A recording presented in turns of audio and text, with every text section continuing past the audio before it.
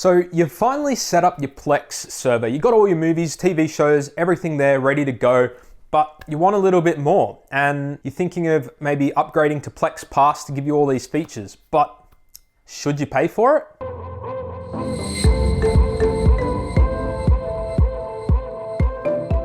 Hey guys, welcome back to That Modern Dude, your home for tech and modern lifestyle videos. If you're new here, consider subscribing down below.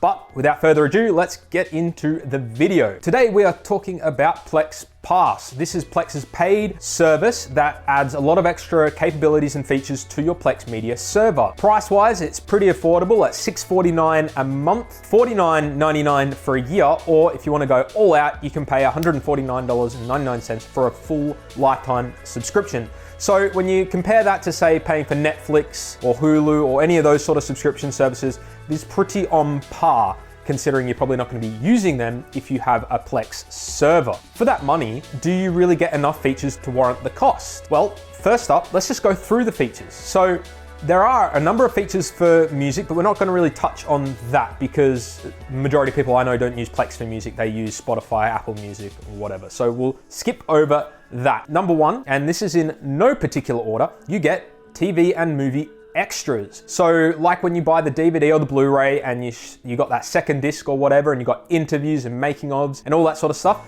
well, Plex Pass gives you access to that all built into the server itself. Now, it's kind of hit and miss in terms of the sort of videos you get because it is sourcing it from YouTube and external sources like that, but you get interviews, some making of videos and all that built into the server, and it works really, really well. So if that's something you're really after, that's great. I personally use it every now and then, but I YouTube majority of that stuff anyway, so I don't always use it through the Plex app. Another big feature is photos. So if you don't like using Apple's iCloud photo library or Google Photos to store all the pictures that you take, you can use Plex to store these photos. With Plex Pass, it will do auto upload, which you might be used to if you do use some of those other online services. Not only will it auto upload to your server, but it will also geotag and create albums based off of your location and what you're doing at that particular time. Similar to the other services, except this is your own server built in and you control everything about it. Another big feature is live TV and DVR. So if you've hooked up a TV tuner to your Plex server, you can watch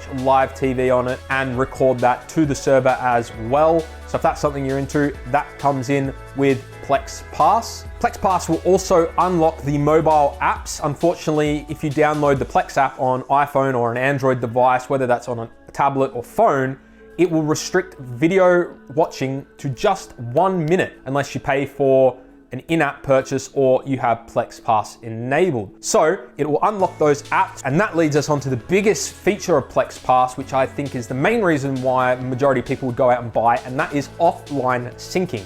Now, Netflix has in the past year or so introduced that into their own service where you can download TV shows and movies to watch on the go.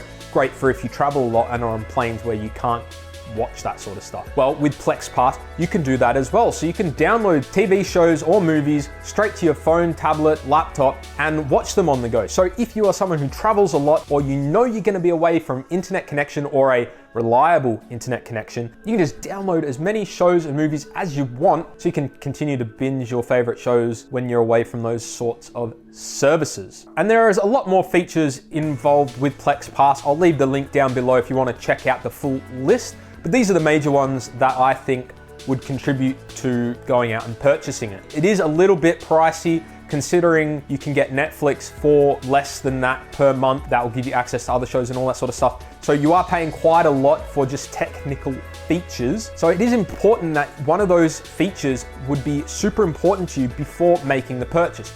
But the best part about it is you can just pay for a month, see if you use it. I myself love the offline sync feature. It's great for traveling because you're going to be on a plane, you don't know what sort of entertainment you're going to get, and so if you're binging a favorite TV show, just download it all to your device and watch it on the plane. So should you pay for Plex Pass? You know, it's pretty cheap to do just a 1 month purchase. So if you are someone who travels a lot, I would think it's a complete no-brainer. And also, if you're someone that watches a lot of content on your phone, I also think it's a no-brainer. If you are fully invested into your Plex server, $150 is a small price to pay for a lifetime membership so you can watch all your shows on the go. Remember, if you don't have Plex Pass, you cannot watch your shows on your phone or tablet on the go. If these features don't quite seem like they're for you, if you don't watch too much content on your phone, if you don't travel that much, you know, and your server is mainly for at-home consuming, then I don't see Plex Pass as being necessary for you. So wraps it up for this video, guys. If you enjoyed it and you're feeling like being awesome, drop a like down below.